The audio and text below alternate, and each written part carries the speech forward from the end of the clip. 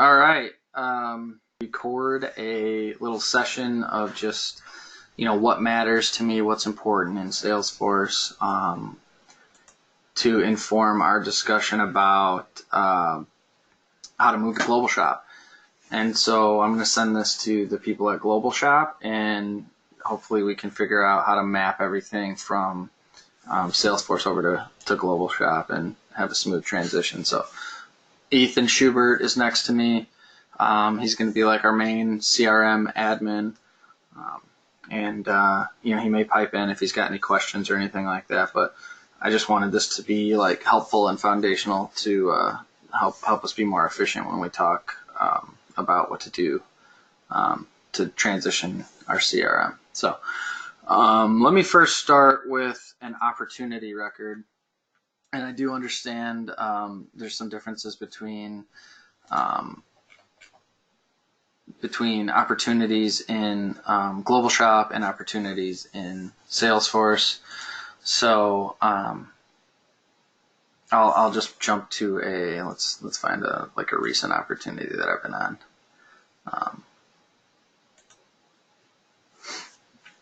Okay, so the opportunity name, I believe, is the description in Global Shop. So as you can see here, there's a description in Salesforce, and it's like kind of what the opportunity is about. And the opportunity name, we had a convention where it was like, okay, a shortened name of the company or the customer or the prospect, and then like what the opportunity is about. So we use the opportunity name to kind of like briefly summarize what it is, and it'll make more sense when I show a dashboard. The account name, I think that's company in Global Shop. Type, Steve Schubert, Ethan Schubert, and I had a discussion last Friday about like what type is, and we kind of have like 3 types of types. So this one was either existing business or new business. The way that we used this field was, okay, so like if we've already got an order with them in our history, then it's existing business. But if it's a first-time order, then we select new. I think that's something that should be determined on like the company record or the account record, whatever you call it. Because like if it's the first order with an account, then that's how we should determine if it's new business or existing business. So I'm not sure that that'll be necessary moving forward. The second type is design type. That was like, okay, have we already engineered this, or is it something that we need a new design for? So that kind of informs how much work is going to go into the opportunity before we can quote it. That was something that Hennig, our sister company, added. I think it was more focused on like building new chip conveyors. Do we have a design for it or not? And then the third type is the product sale type. So are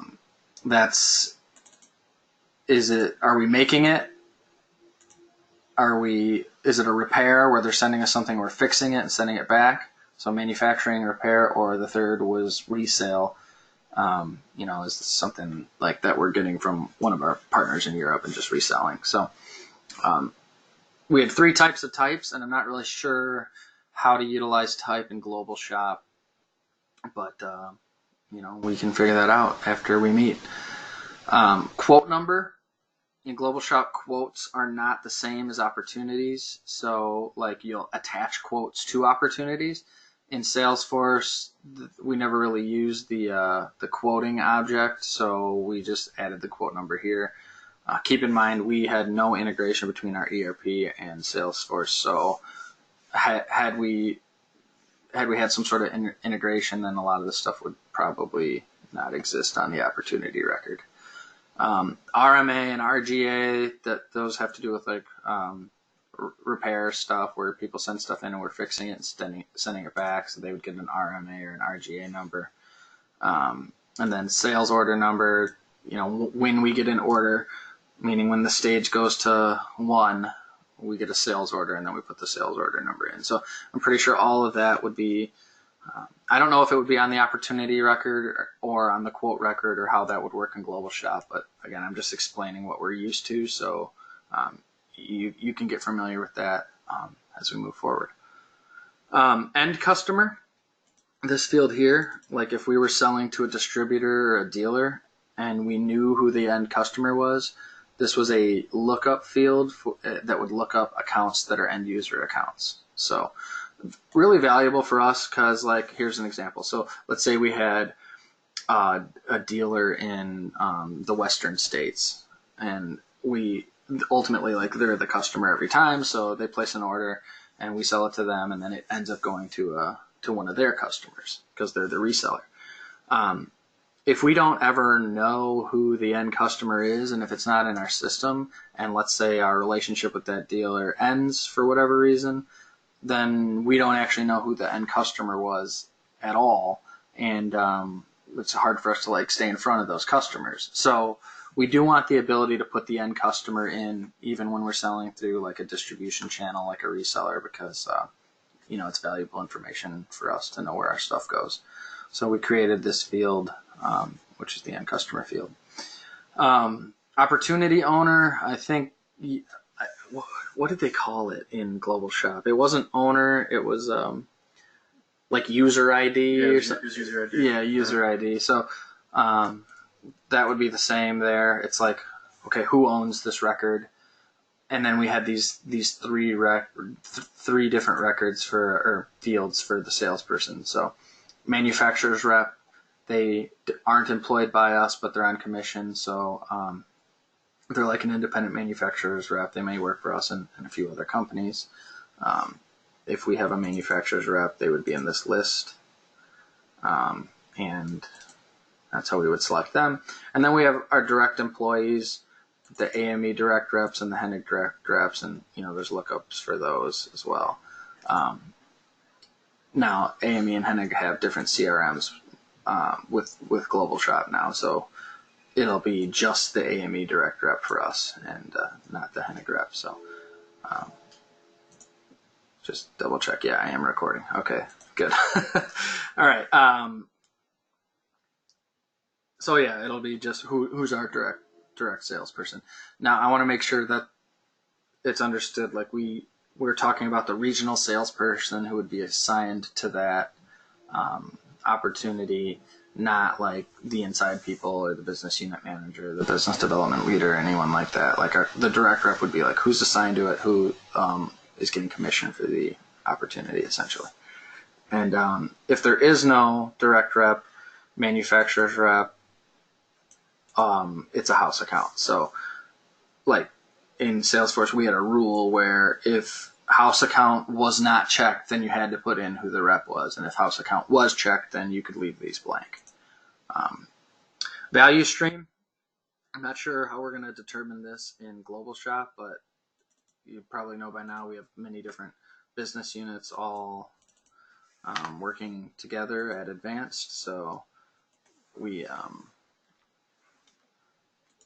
we have AMROC, AMSA, machine design and build. So we had a custom object created for all our different value streams. And you'll see when I start talking about the dashboards, how it's really important for us to segment differently based on value stream and based on these reps as well. So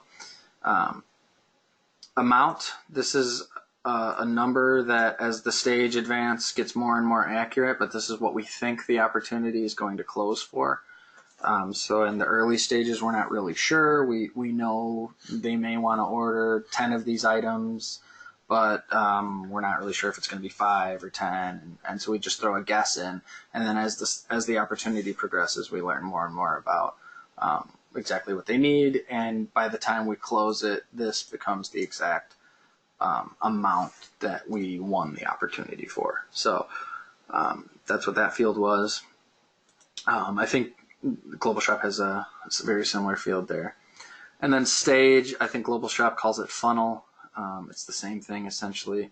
We want these stages. So yeah, like have we made contact with them yet? New, like, okay, so if there's like an automatically generated opportunity because of like something they did on the web, that would be new.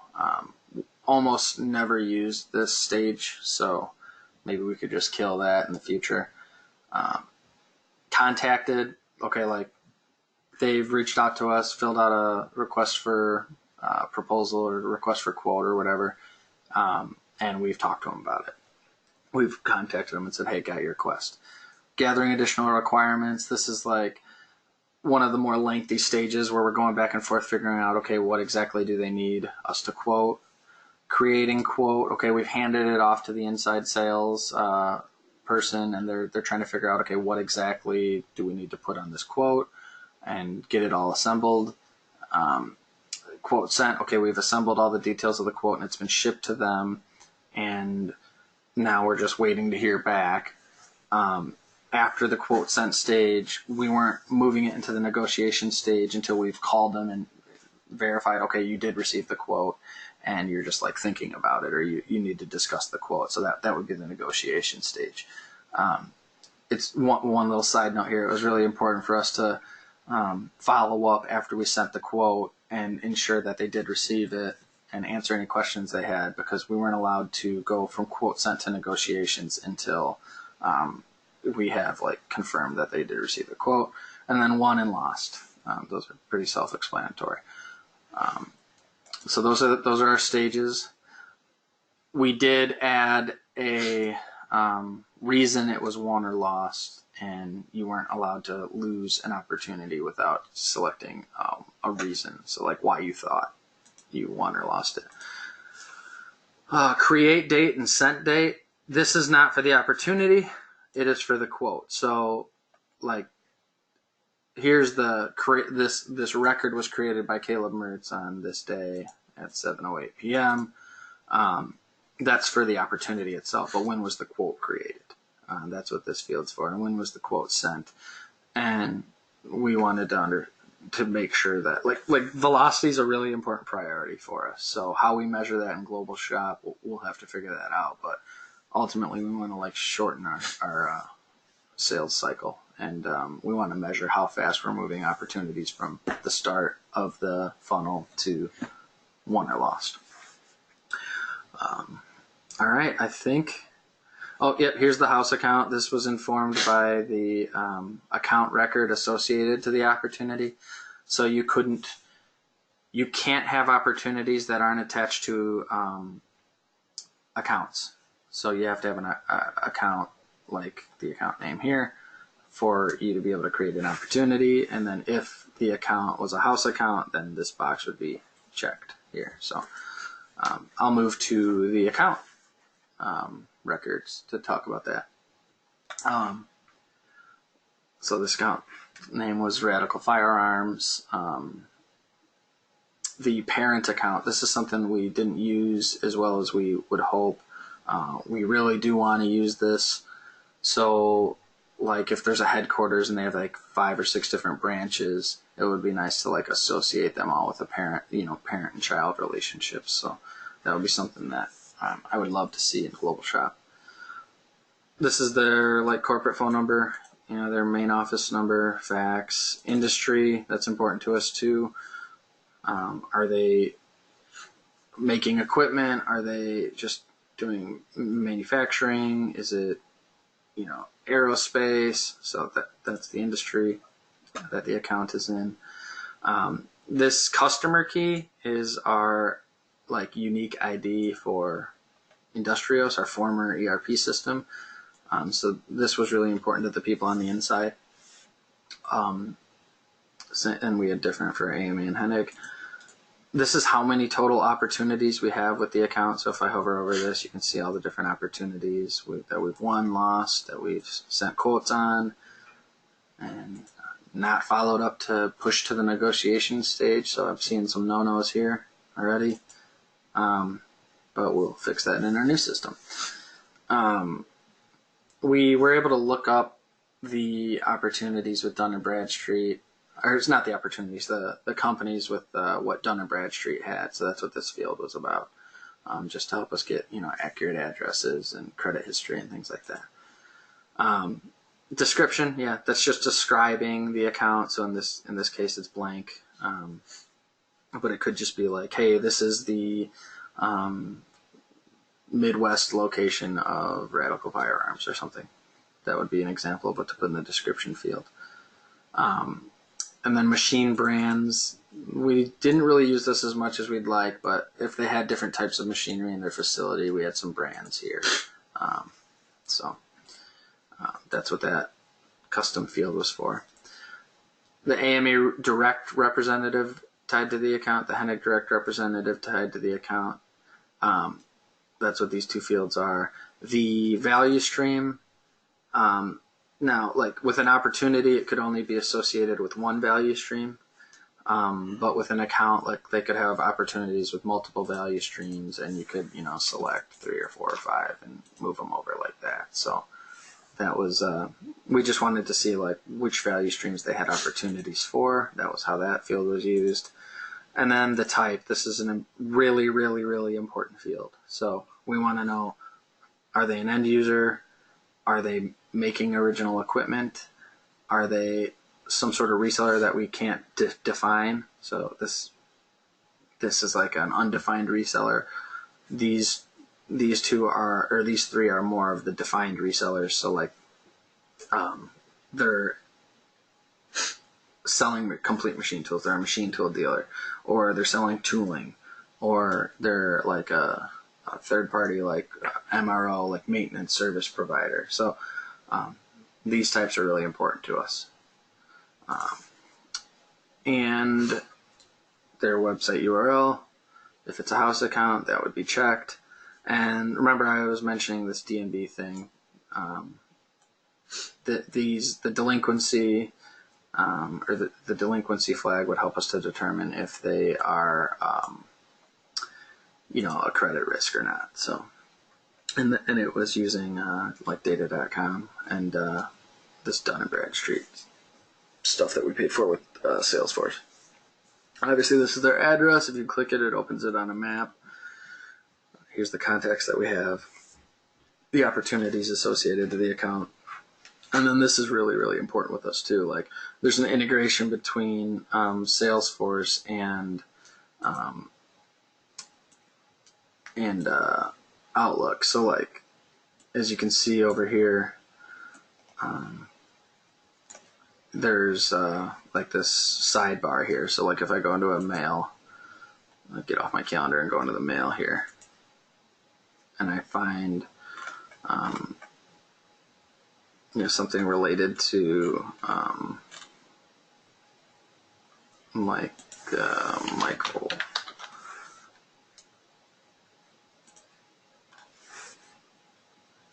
Or Rex, like here's Rex, okay? So Rex is a contact in Salesforce. So this Outlook integrator recognizes that because of this email address that's in Salesforce. And so like if I click this button, it adds this email to him as a contact, to his account, which is Shunk, and to any opportunity that Rex is associated with at Shunk. So contact, opportunity, account, and by clicking this, I can associate this email to Rex. And if there's attachments to the email, I would click a little paperclip thing next to it, and it would send the attachments over. So it's extremely, extremely valuable for us to be able to log into CRM and get a complete understanding of the history for everything that had happened with that opportunity, or everything that had happened with Rex, or everything that had happened with Shunk, the account. So the contact, the opportunity, or the account. And we really want to make sure that that doesn't change now that we're moving to Global Shop. We want to make sure that we can associate logged calls or logged emails or appointments and calendar items with opportunities, accounts, and contacts.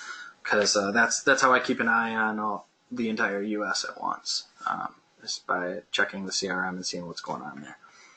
And just for a quick, you can log a call here, and then, what accounts it associated to, what contacts it associated to, why are you calling them, what business unit's about.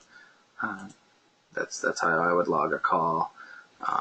Again, emails, you don't really log them separately. You just click this integrator and it sends the email over, and that counts as a activity for you in CRM.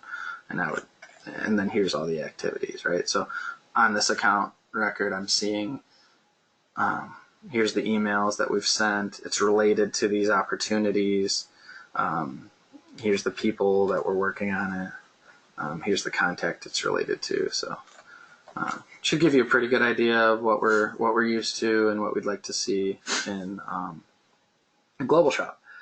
So I'm trying to think what's next here. We went through an account. We went through an opportunity. I think probably the next thing to do is to go into some of the dashboards that we're using, which will explain the KPIs and the reports that are important to us, and you can help us decide how to create these reports in the new system.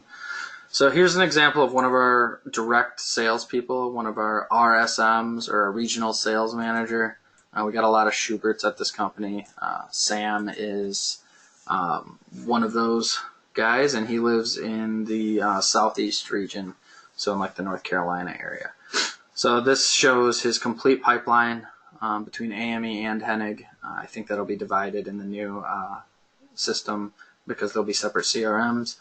But here's his AME pipeline. Here's his Hennig pipeline. It shows you how many dollars are in each stage. So this is just like a funnel report.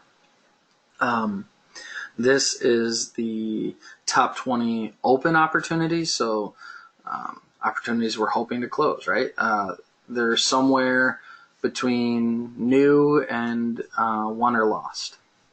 And then they're sorted by the value of that amount. So I would go in here and I would see these opportunities, and I should be able to read the opportunity name and understand what the opportunity is for.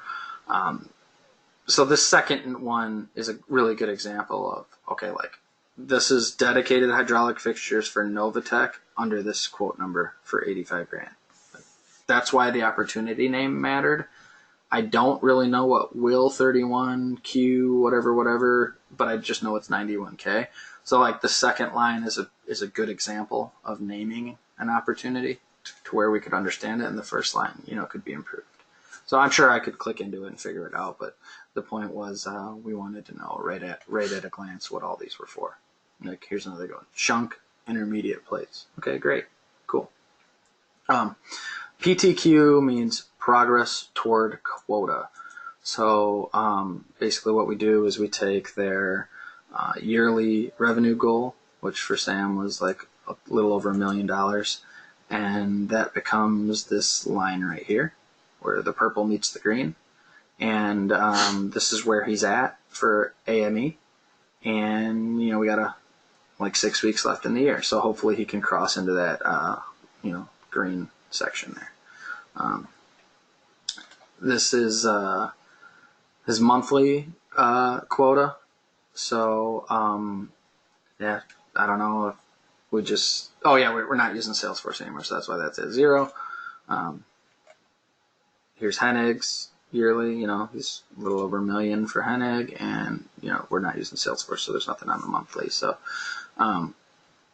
again, without it being integrated into the ERP, there was always a discrepancy between what this said his closed sales were and then what his actual closed sales were. So that's one of the biggest things that we're hoping will change with this Global Shop changeover here. Here's his top accounts. Basically, you take the sum of all the closed sales, and then you organize it from most to least. So that was valuable for me. I could be all right, Flint Machine. Sam's got a lot of sales with Flint Machine. Cool. And I can, sort it down from there. Same with Hennig. And leads. We didn't really use leads, the lead object, the way that we should have. So that's kind of an irrelevant dashboard metric. neglected opportunities, I mentioned earlier that when you move to the quote has been sent, and there's you have to follow up with them and see like, hey, did you get the quote? Like, how's this all looking? Do you have any questions? What made it a neglected opportunity would be that the close date has already passed and it's not closed. So what you need to do is either talk to them and extend the close date because like they're not ready, or close it because they're not going to move forward, or win it because they did move forward. So if the close date was already passed and it was still open, it became a neglected opportunity, and then we just sorted that by the business unit there. So again, completed tasks and activities. This helps me to see, okay, how many emails has he logged, how many calls has he logged, how many appointments and everything. And that's mostly determined by that integrator here. Like if I click this, I'm logging an activity against Rex at Shunk. So also if I put a calendar invite in with Rex, I can, this integrator works for calendar events as well. So the little letter turns into a little like calendar looking thing there. So and that's how most of their activity reports were created. And so like one of the things that Ethan and I will be doing is we'll be looking at all the weekly activities for all the sales guys and see like, okay, like can we follow how many emails were sent, how many of those emails were following up on existing opportunities, and how many of those were like new prospecting efforts. Are they making calls and logging those calls in the CRM, that kind of thing. Are they adding new prospects to the CRM, like new target accounts that they hope to get into? All that kind of stuff is important for us managing sales. So that leads me to the so this is kind of like more of the results focused dashboard, where it's like, all right, these are the things that are done and what we're reporting on, and I want to show you Sam's key performance indicator, his leading KPIs. So like those are like lagging details, and this is what leads to those results. And this is probably the most important set of reports for me is I want to see like what these guys are doing, and is it leading to the results that we're hoping they achieve. So how many opportunities were created by Sam by the value stream they were created for. So I'll explain the difference there. So like if Sam walks into an account and they let him in the door and they say, hey, I want what you have, and it's a real opportunity. He's going to go and he's going to create that opportunity in Salesforce. And it's going to show that it was created by Sam. And he's going to put a value stream on that opportunity. So we're going to know like why, we're going to know what, I had a little ADD moment there. We're going to know what business unit that opportunity was for. So like he's got 4 opportunities for AMROC that he created. The alternative to him creating it would be like they called us, they visited our website, whatever they did, and said, hey, who's your guy in South Carolina? I want to buy some of your stuff. That would be created by the inside, and then Sam's job would be to like, okay, take that opportunity that was already created and like close it. Like help them get whatever they need and get the sale. So I want to see a healthy mix of like following up on inbound opportunities, and I want to see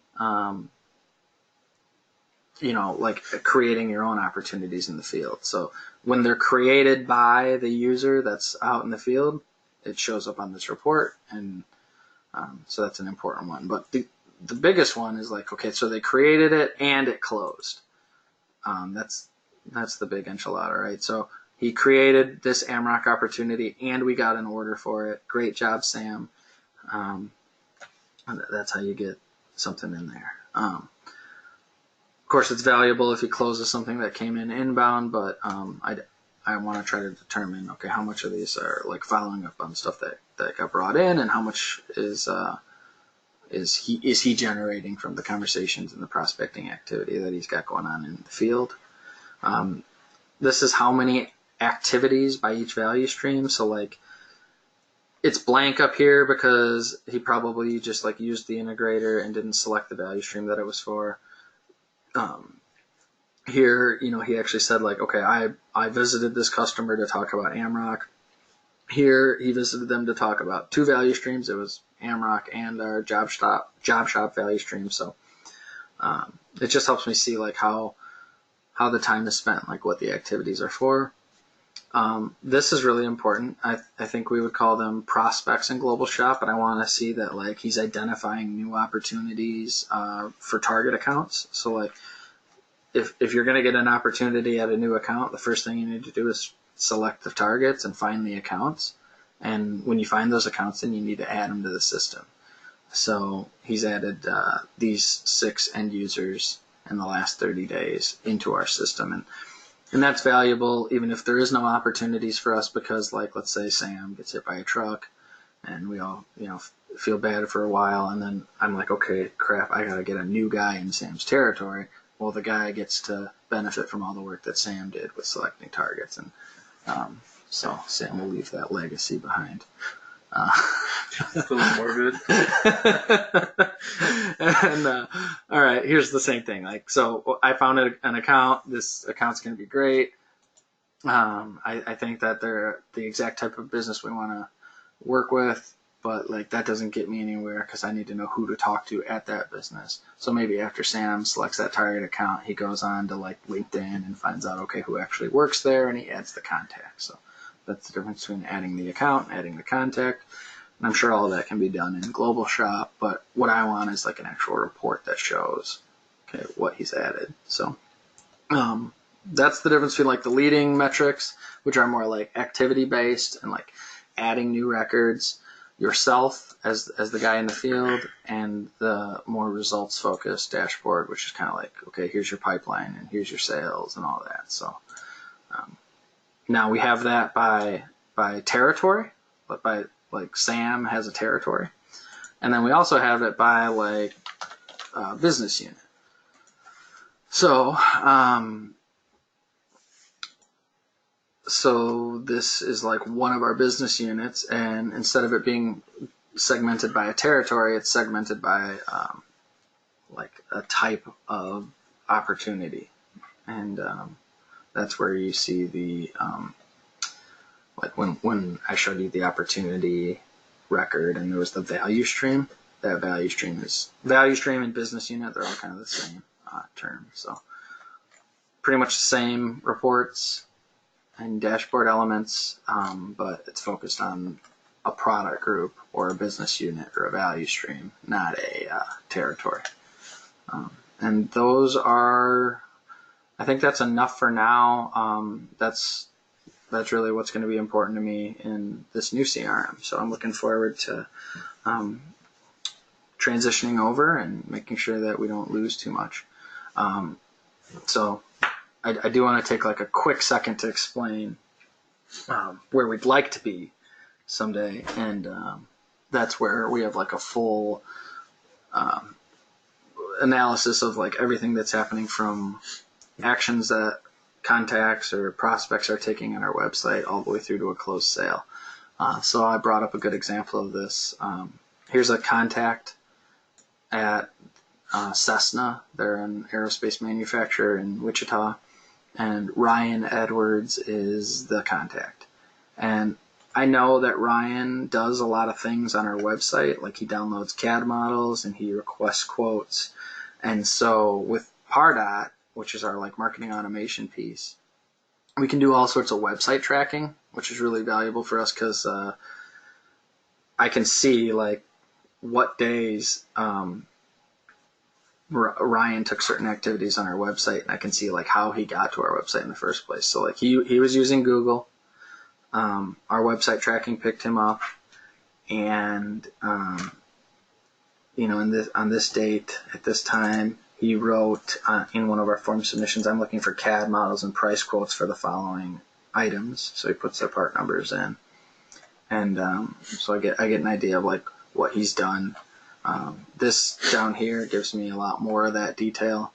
There's 14 pages of it, so I pulled it up in, I think I pulled it up in Pardot. Yeah, here's the same guy, right? So here's Ryan Edwards in Pardot. Pardot and Salesforce like share the same pre-customer database. So I can see like, okay, on November 5th, like last week, he went to our site and he searched device. So like this guy buys stuff from us all the time.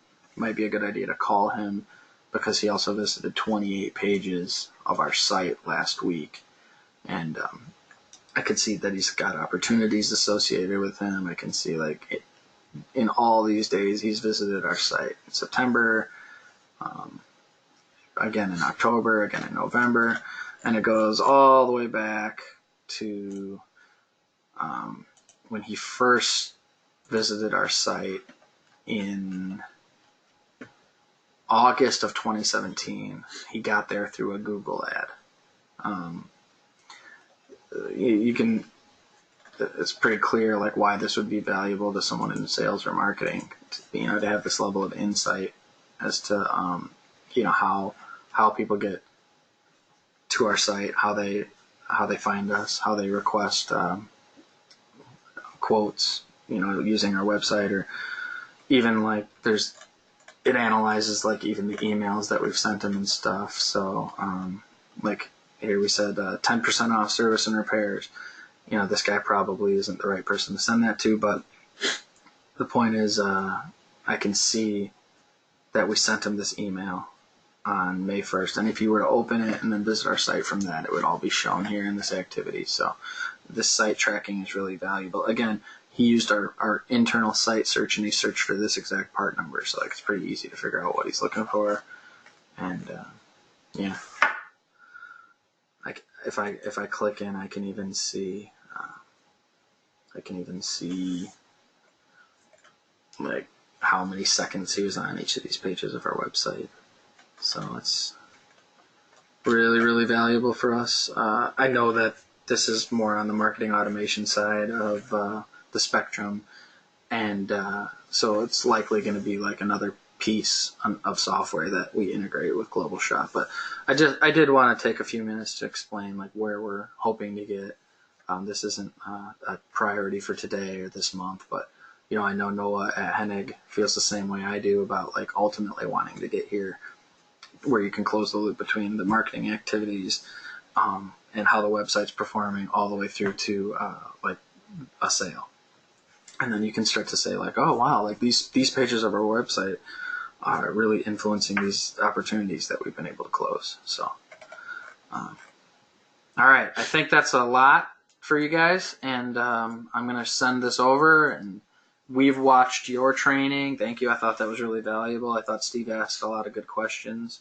And so we've watched your virtual training. Here's a little bit of like our version of what we're used to, and hopefully we can set a meeting soon to go over like how do we transition and get the same type of functionality in this new system that we're all looking forward to using. So that is the end.